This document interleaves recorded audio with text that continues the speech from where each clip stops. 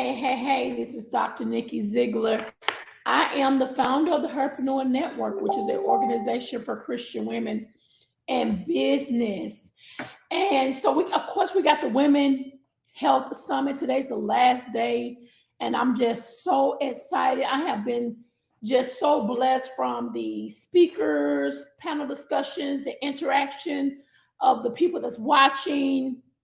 Listen, we have thoroughly have enjoyed, just learning about not just mental health, but different people who struggle with things, just different situations that people are going through. You just never know what people have endured. I want to give a shout out to all of our speakers who have really showed up and showed out and allowed God to use them in their own right. And, I'm just so blessed. I'm just so excited to see what God is doing in this season. He's allowing us as women to unmuzzle our mouth. He's allowing us to show up for ourselves unapologetically. And so, I'm excited to see what's going to happen for the rest of the day. And so I don't want to hold you long.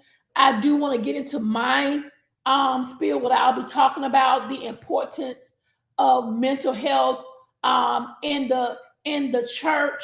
Of course, I had a panel discussion a day or two ago with some amazing pastors, apostles, coaches, therapists. And I think, we really, did into a lot of things that people did not want to talk about. And, in this initiative, the problem we're having in the body of Christ is that a lot of churches and pastors don't want to deal with the mental health illness, but it's so necessary.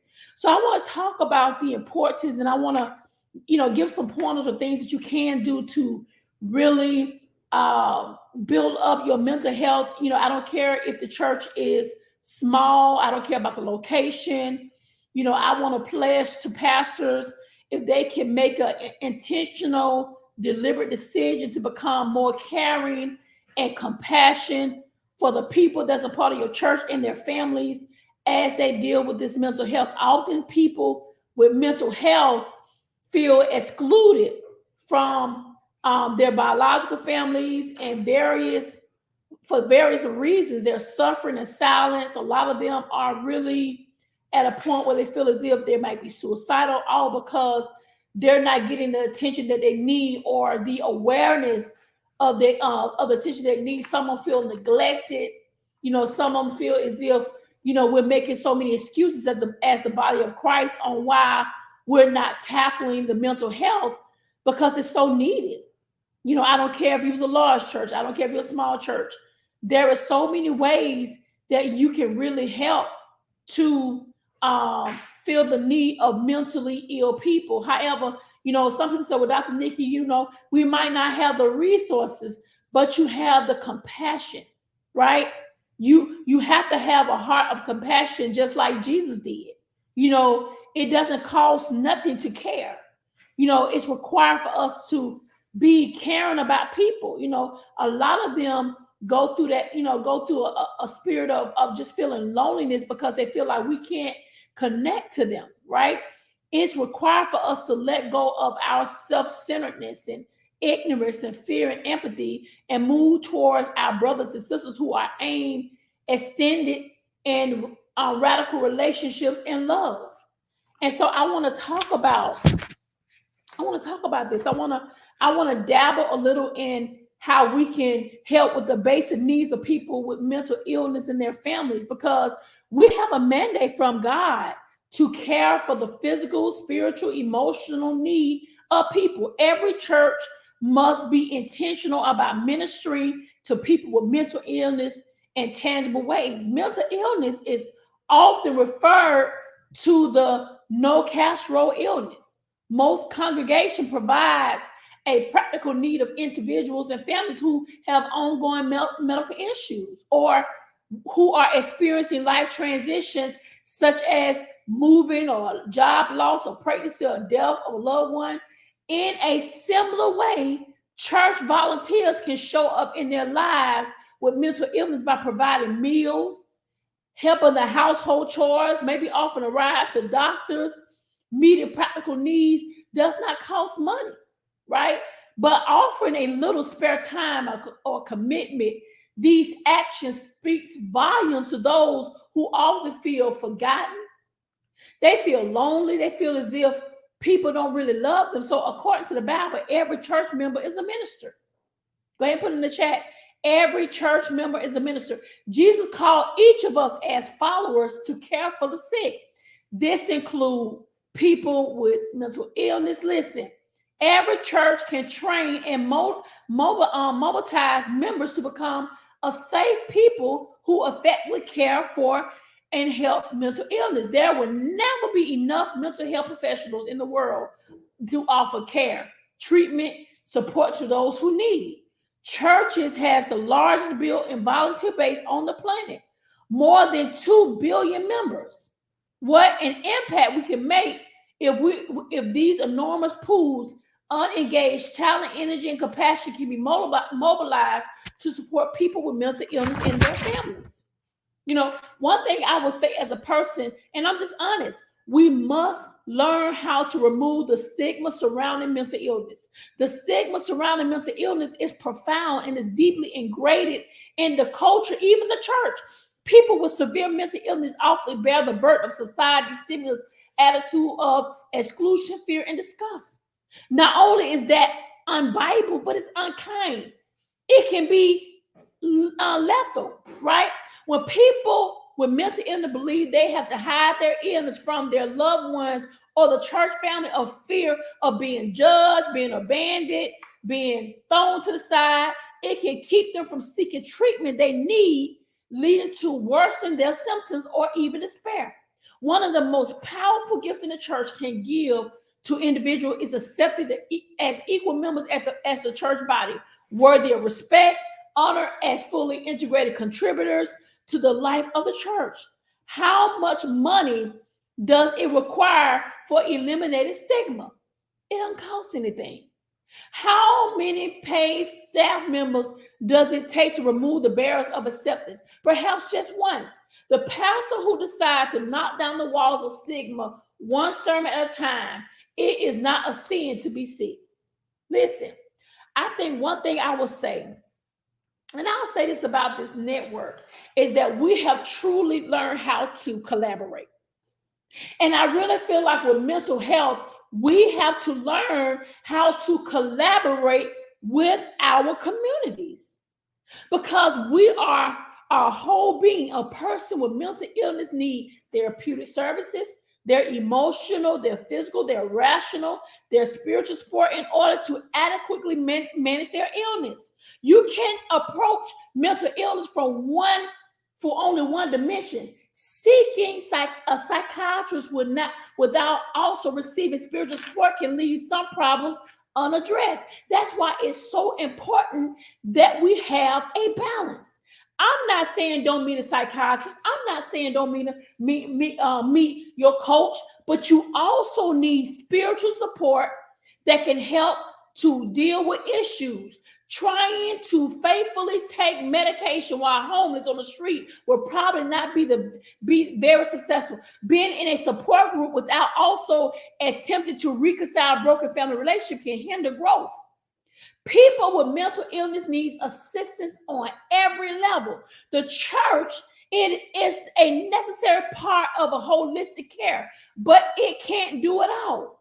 Churches can build resources lists of mental health professionals, treatment programs, food bank, houses, resources, hospital, job training to help people in time of crisis and in any mental health emergency. Church can easily point people to outside organizations such as the National Alliance of Mental Health Illness, who have free and low-cost mental health programs if the church does not yet have a robust mental health ministry.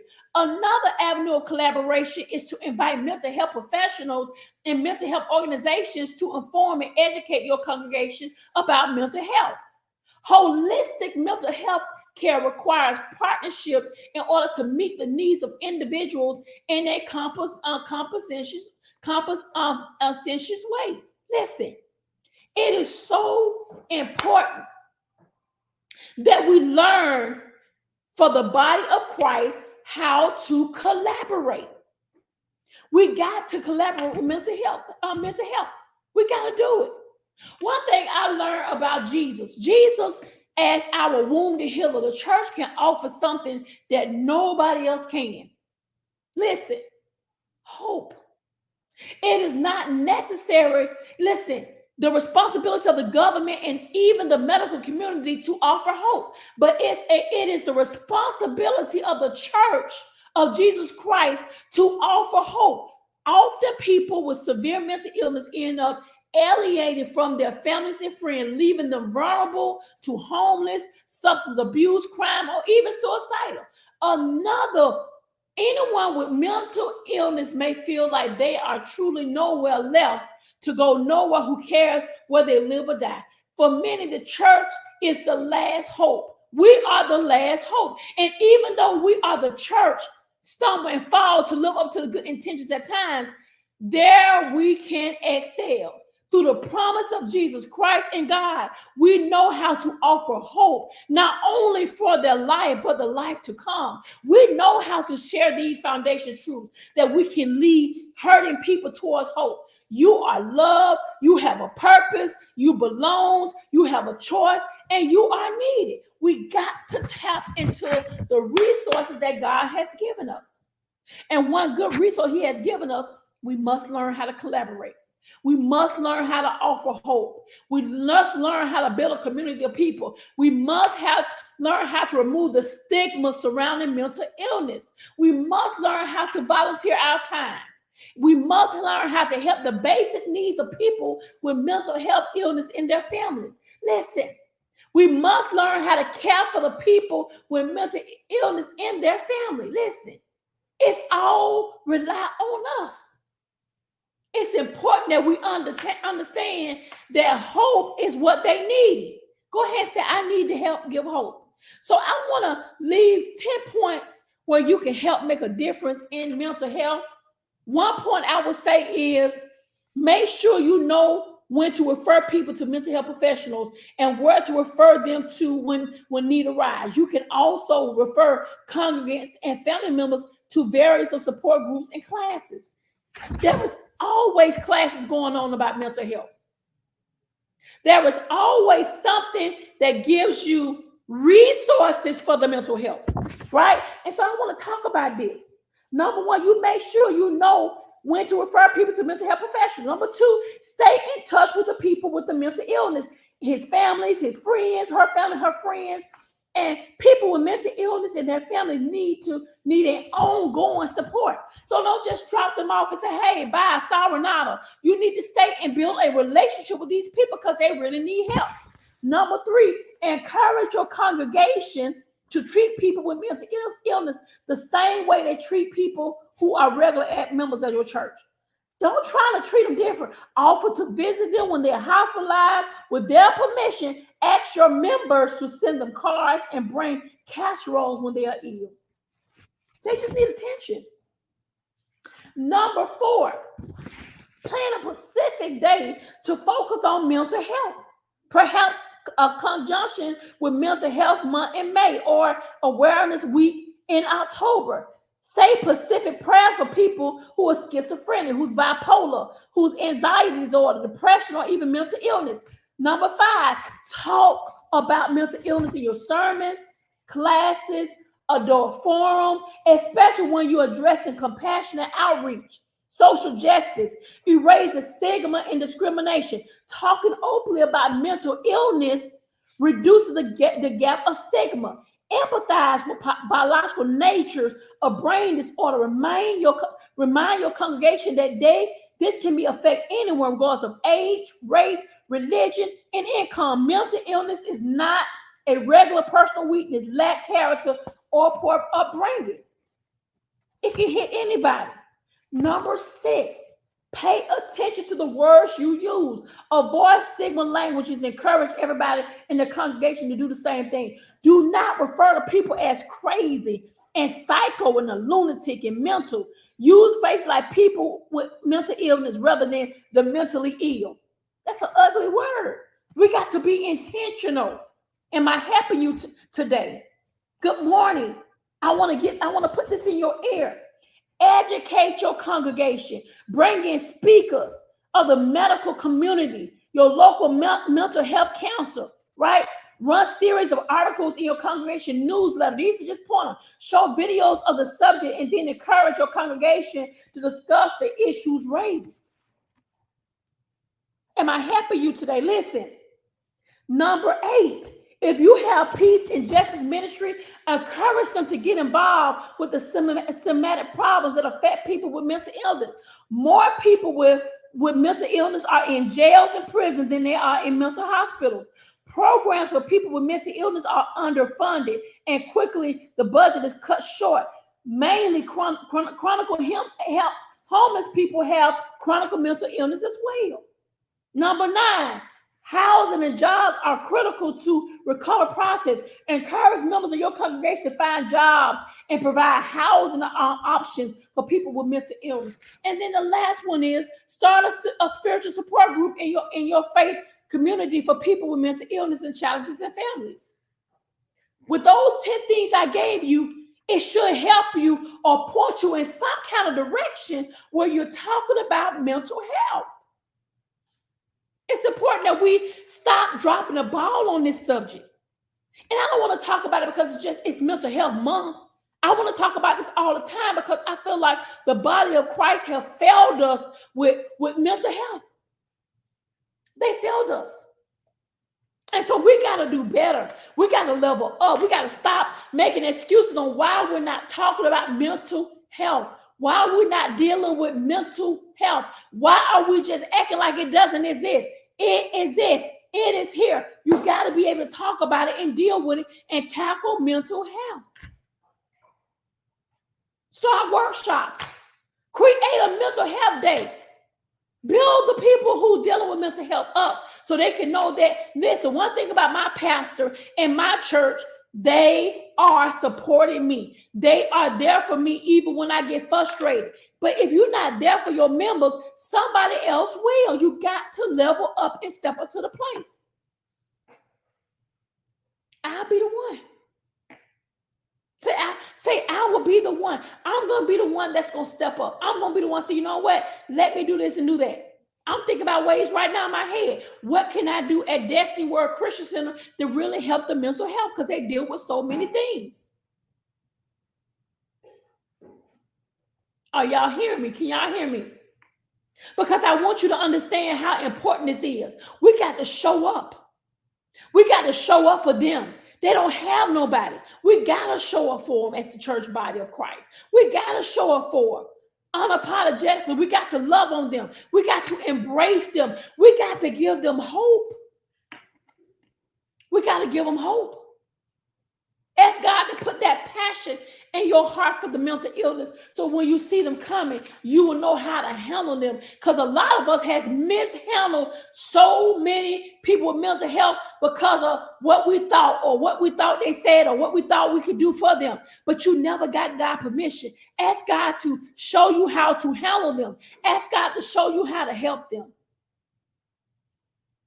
So I hope, what I've talked about has really put something in your ear to make you think, because I want you to understand that mental health needs to be discussed in the body of Christ at the churches. It needs to be discussed.